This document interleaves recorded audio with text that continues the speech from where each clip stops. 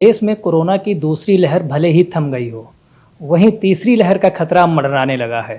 UP की expert committee ने अगस्त से अक्टूबर के बीच वायरस की तीसरी लहर की आशंका जताई है। इसके साथ अब लोगों को कैसे तीसरी लहर से अपना बचाव करना है, हमारे साथ हैं लोहिया आयुर्विज्ञान संस्थान के ब्लड ट्रांसफ्यूजन मेडिसिन विभाग के अध्यक्ष डॉक्टर सुब्रत चंद्रा। आइए हम जानते हैं कि लोग कोरोना से कैसे बचें। सर नमस्कार। नमस्कार। मैं आपका सबसे पहले तो स्वागत करता हूं तथा धन्यवाद देता हूं कि जैसा कि काफ़ी समय से बताया जा रहा है कि तीसरी लहर की संभावना बहुत सारे देशों में धीरे धीरे केसेस जैसे बढ़ रहे हैं, इस भारत देश में भी आने की संभावना है।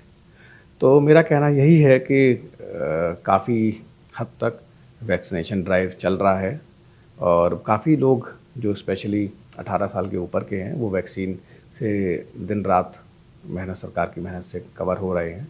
काफ़ी लोगों को ऑलरेडी कोरोना इन्फेक्शन हो चुका है और अगर स्ट्रेन थोड़ा बहुत माइन्यूटली जैसा बताया जा रहा है डेल्टा प्लस आया है और वो जो चेंजेस करेगा, और जिनको कोरोना एक बार हो चुका है तो उनमें 3 से 6 महीने तक एंटीबॉडीज़ रहेंगी, तो उनको इन्फेक्ट होने की संभावना कम है। लेकिन चूँकि पॉपुलेशन सर दूसरी लहर में 80% के डेल्टा के हैं, जो सीरो सर्वे हैं, डेल्टा वेरिएंट मिला है। ऐसे में डेल्टा प्लस उससे कितना ज़्यादा घातक है, इसके बारे में बताएं। मुझे लगता है ये अभी बहुत ही रिसर्च का विषय है और जैसे जैसे कि विदेशों में या उन अन्य देशों में इस वायरस का प्रकोप बढ़ा है, ऐसा पाया जा रहा है कि जो लोग वैक्सीनेशन जिनको हो चुका है उनमें इसका दुष्प्रभाव कम है एज़ कम्पेयर टू जिनमें वैक्सीनेशन नहीं हुआ है।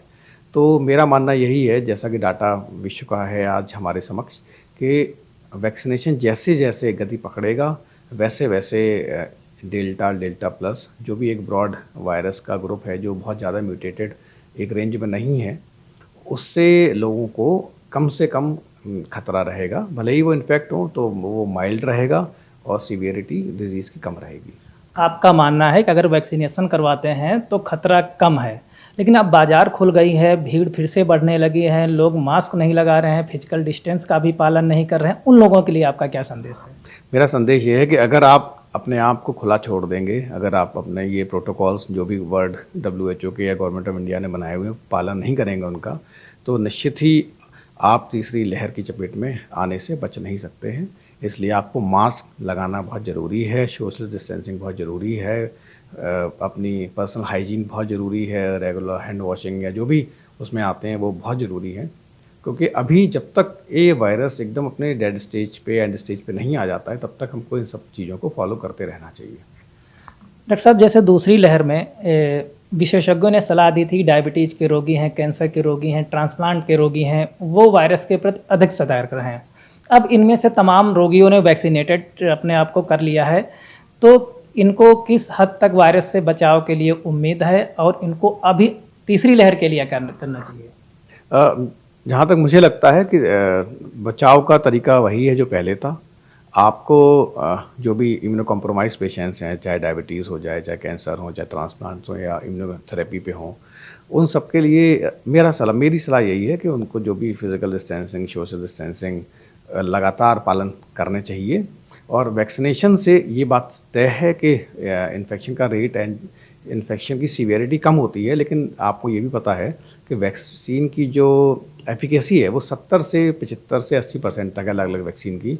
तो ये आवश्यक नहीं है कि 100 में 100 लोग एकदम ठीक रहें या नहीं रहें, क्योंकि 25 से 30% उनमें भी इन्फेक्शन के रीइन्फेक्शन के चांसेस हैं।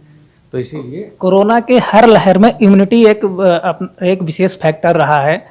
बार बार हर एक्सपर्ट यही बताते हैं कि जिनकी इम्यूनिटी मेंटेन है उन्हें वायरस कुछ नहीं बिगाड़ सकता या हल्का ही उनको गंभीरता आएगी।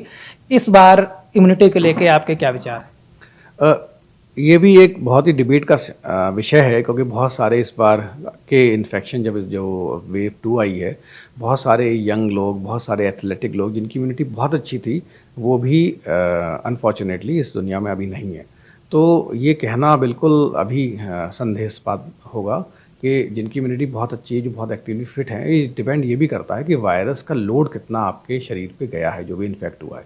अगर वायरल लोड कम रहा है तो ऊपर वाले की दुआ से एंड वैक्सीनेशन एंड बाकी दवाइयों की जो भी आप इस समय प्रोटोकॉल्स में हैं उनसे आप रिकवरी फास्ट कर लेंगे। लेकिन अगर वायरल लोड बहुत ज़्यादा है तो रिकवरी में टाइम लगेगा और ऐसा हुआ देखा गया है। अभी आपने डॉक्टर सुब्रत चिंदा जी से कोरोना वायरस से बचाव के उपाय और उसके निदान के बारे में जानकारी हासिल की है। कुल मिला के आपको वैक्सीनेटेड कराना है अपने आप को, साथ ही आपको कोविड प्रोटोकॉल का भी ध्यान रखना है। संदीप पांडे, ईटीवी भारत, लखनऊ।